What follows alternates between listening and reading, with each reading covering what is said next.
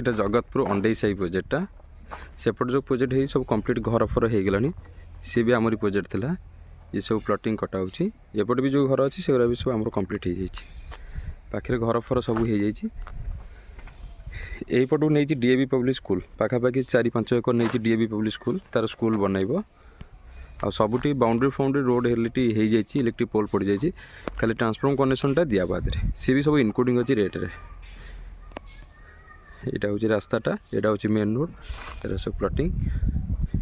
यहाँ हूँ सब रोड आ जो 2 गुंठा कहूँ सीटा यही प्लॉटा यापर गोटे रास्ता आसीज 18 फुट रास्ता यहाँ हो 2 गुंठार प्लॉट ए रोडटा लगी ए रोडटा जो जाकि सेपट प्रोजेक्ट लगिगला आप एपट पटू भी जापर आउ ये मेन रोड रू पाखापाखि आपको 800 मीटर भीतर डिस्टेंस हम जियो पेट्रोल पंप सामना